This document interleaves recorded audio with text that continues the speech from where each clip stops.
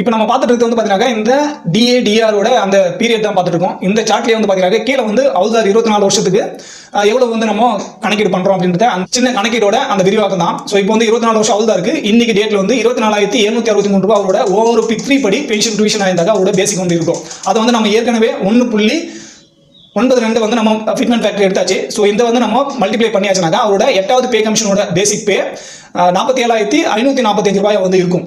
அடுத்து நம்ம இந்த டிஏடிஆரோட அந்த கால்குலேஷன் வந்து பார்த்துலாம். 1/1/2026 30/6/2026 வரைக்கும் நம்ம வந்து 0 வந்து எடுக்கிறோம். ஏன்னா 8வது பே கமிஷன் 1 ஜனவரி 2026 இம்ப்ளிமெண்ட் ஆகணும். ஸோ இம்ப்ளிமெண்ட் ஆன 6 மாதத்து வரைக்கும் எதுவுமே வந்து அதிகரிக்கல, 0விலே இருக்கு அப்படின்னாக்கா நம்மளுக்கு 8வது பே கமிஷன்ல அந்த டிஏ பர்சன்டேஜ் வந்து 0வா தான் இருக்கும். ஸோ இங்க டிஏ மட்டும் தான் போட்டிருக்கோம், இது டிஆருக்குமே வந்து பொருந்தும். ஸோ அதுபடி 8வது பே கமிஷனோட இந்த 6 மாசத்தோட டோட்டலா நம்ம வந்து எவ்வளவு சம்பளம் வாங்கியிருக்கோம், இந்த 24 வருஷம் ஹவுல்தார் வந்து எவ்வளவு சம்பளம் வாங்கியிருப்பாரு அப்படின்னு சொல்லிட்டு பாத்தீங்கன்னா 2,85,207 ரூபாய் வந்து அவரு பேமெண்ட் வந்து வாங்கியிருப்பாரு.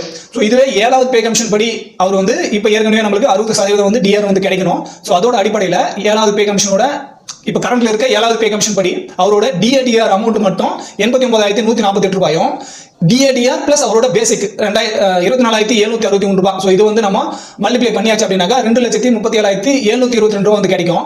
ஸோ இங்க வந்து 1,48,578 ரூபாய் பார்த்தீங்கன்னாக்கா இந்த 24,763 ரூபாயை நம்ம 6 மாதத்துக்கு வந்து மல்டிப்ளை பண்ணும்போது இந்த தொகை வரும். ஸோ இந்த தொகையோட இந்த 89,148 ரூபாய் நம்ம கூட்டியாச்சு அப்படின்னாக்கா இந்த 2,37,722 ரூபாய் வந்து கிடைக்கும்.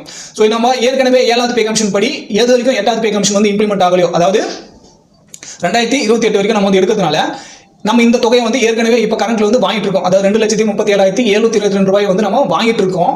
ஆனால் நமக்கு கிடைக்க வேண்டியது 8வது பே கமிஷன் இம்ப்ளிமெண்ட் ஆனது பிறகு 2,85,207 ரூபாய் வந்து கிடைக்கணும். இந்த தொகையிலிருந்து இந்த தொகையை நம்ம வந்து கழிச்சாச்சு அப்படின்னாக்கா 47,548 ரூபாய் நம்மளுக்கு வந்து அரியர் அமௌண்ட் வந்து கிடைக்கணும். அது எப்பத்திலிருந்து பார்த்தீங்கன்னா 1 ஜனவரி 2026 30/6/2026 வரைக்கும். ஸோ நம்ம இங்க ஒவ்வொரு 6 மாதமா வந்து கால்குலேட் பண்றோம்.